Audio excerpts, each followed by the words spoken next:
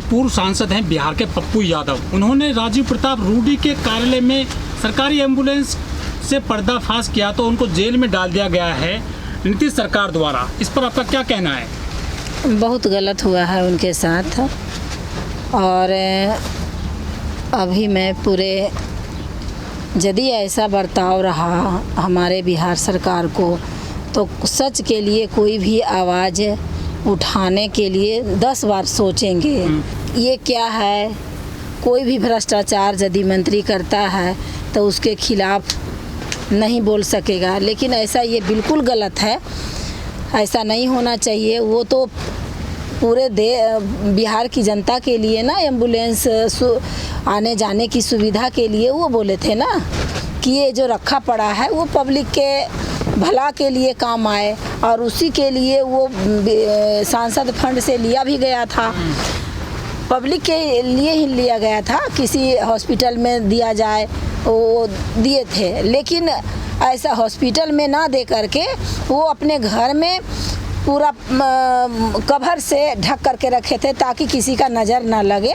और उनका प्लानिंग होगा कि फिर कुछ दिन के बाद अभी रखते हैं ढक्कन से ढक के, उसके बाद इसको बेच दिया जाएगा। तो इस विषय पे तो बदले की भावना नहीं होना चाहिए, और किए हैं तो यदि किए हैं तो गलत किया है सरकार। लोग तो ऐसे कह रहे हैं ना कि उन्होंने सच्चाई बताई इसलिए उनको जेल में डाला जाला। ठीक है, यदि सच्चाई बताने पर यदि जेल हो जाए तो देश के अब बहुत सारा युवा आगे निकल के रोड पर आ रहा है कि मुझे भी जेल में दे दो, जाने के लिए तैयार हूँ।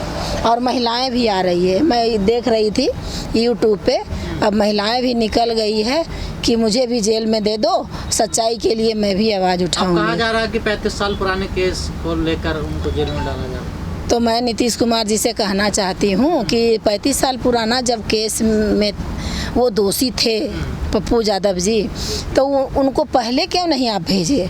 इतना दिन से क्यों उनको मौका दे रहे थे बाहर घूमने का? आप पहले भेजना चाहिए ना। यदि आज एम्बुलेंस का खुलासा किए हैं, एम्बुलेंस का भंडाफोड़ किए हैं, तब जा कर के आप जेल में डाल रहे हैं। सरकार को डर हो गया है उनसे कि कहीं ना कहीं मेरा जो छुपा हुआ जो भ्रष्टाचार है, हो सकता है आज एम्बुलेंस का खुलासा किया हो, कल के दिन में कोई और मेरा प्लानिंग है जो खुलासा कर दे। बिहार में सभी के पास उतना हिम्मत नहीं है कि किसी के यहाँ जो भ्रष्टाचार में लिप्त हो या तो कोई सरकारी संपत्ति को अपने कब्जे में रखता हो तो उसके लिए आवाज़ उठाए। हिम्मत भी होनी चाहिए ना, तो उनके पास हिम्मत था, वो आवाज़ उठाए पब्लिक के भला के लिए, तो उनको जेल की सलाखों में डाल दिया सरकार। तो ये अच्छी बात नहीं है, पहले भी डाल देना चाहिए था। बिहार में नारा दिया जाता है कि जो नीतीश बाबू हैं, सुशासन बाबू के तौर पर उनको जो बोला जाता है, अच्छा राज है वहाँ पर, तो ये एम्बुलेंस क्यों रखी गई थी चोरी करके वहाँ पर पर्दे के भीतर? यही तो सोचना पड़ेगा। नीतीश जी की छवि जो है बिल्कुल अब खराब होते नज़र आ रहा है। नीतीश जी को सुशासन बाबू के नाम पर ही वोट दे रही थी बिहार की जनता, लेकिन उनकी छवि जो है इस मामला में तो और ज़्यादातर खराब हो गया है। तो क्या बीजेपी के दबाव में है क्या नीतीश? हाँ, लग तो रहा है कि बीजेपी के दबाव में ये मुख्यमंत्री पूरी फुल पावर होती है एक स्टेट का। इन्होंने क्यों नहीं बोले कि ये गलत है? यदि डालना ही था तो पहले डाल देते। पर जीतन राम मांझी ने विरोध किया है गिरफ्तारी।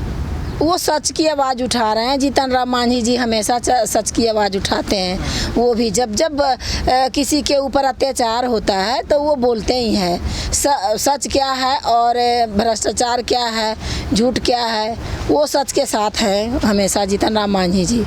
जब कहाँ थी सरकार, जब तो उनको सज़ा मिलनी चाहिए।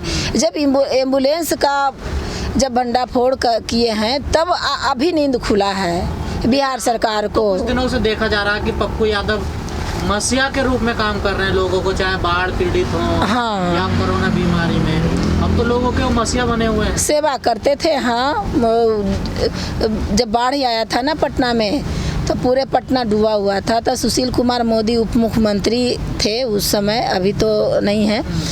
तो उप मुख्यमंत्री रहते हुए भी किसी के बारे में, किसी पब्लिक के लिए कुछ नहीं बोले, और वो अपना बोरिया बस्तर लेकर स्टेशन पर हाफ पैंट में आ गए थे। और ये पप्पू जी जो हैं वो सबके घर में पानी दूध पहुंचा रहे थे, वगैरह वगैरह, बिस्कुट वगैरह जो भी है सामान, ज़रूरत का सामान वो पहुंचा रहे थे। अभी भी मदद कर रहे थे वो लोग? हाँ, हमेशा मदद करते हैं। अरे प्रतिनिधि का काम ही होता है मदद करना। हम लोग भी जितना है, हम छोटा समाज सेवी हैं, तो छोटे के तौर पे कुछ भी किसी को मदद करते ही हैं। समाज सेवा का काम ही है कि लोगों को मदद करना। जैसे जीतन राम मांझी ने आवाज उठाई है कि गलत हो रहा है, मुकेश साहनी भी कह रहे हैं, तो क्या लग रहा है आपको सरकार गिर सकती है क्या बिहार में? हाँ, गिर भी सकती है, नहीं भी गिर सकती है, दोनों बात है। जीतन राम मांझी या मुकेश साहनी साथ छोड़ दे तो गिर ही जाएगी? हाँ, गिर ही जाएगी, बिल्कुल गिर ही जाएगी। और ऐसे भी विधायक जो हैं, अपने जदयू के विधायक भी विरोध किए हैं। तो क्या सच दिखाना या सच बताना अपराध हो गया क्या देश में? अपराध तो नहीं है, लेकिन बिहार सरकार इसको अपराध बे में ले रही है।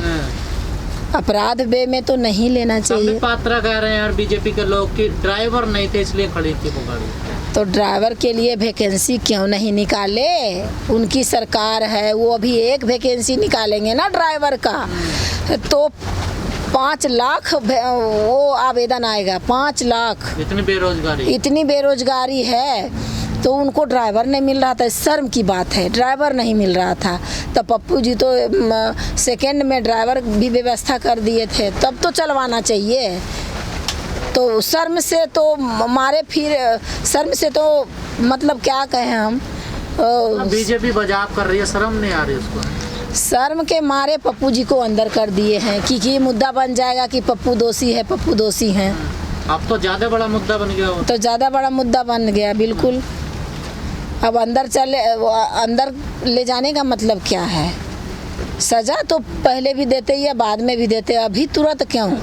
पप्पू यादव कह रहे हैं कि उनके समर्थक तो कह रहे हैं कि हत्या करने का साजिश है। हाँ। बिल्कुल हो सकता है, इसमें कोई बड़ी बात नहीं है। वाइफ ने भी कहा इस बात। बीजेपी का ये दोरंगा नीति जो है ना, कि जो आवाज़ उठाने वाला नेता है उसको चुन चुन करके उसको जेल में डाला जाए। जेल में डालो, और जेल में से भी निकाल करके हॉस्पिटल में डालो, हॉस्पिटल से हत्या करवा दो। लालू बाहर आ गए, लेकिन वो खुलकर नहीं बोले पप्पू के पक्ष में। लालू जी बेचारे वो अपने अस्वस्थ हैं। हाँ। वो क्या बोलेंगे, उनका एज भी हो गया है, वो अभी स्वास्थ्य भी ठीक, स्वास्थ्य अभी ठीक नहीं है, तो वो क्या बोलेंगे बेचारे अभी। और आरजेडी के लोग तो आवाज उठा रहे हैं। हाँ, आवाज़ उठा रहे हैं।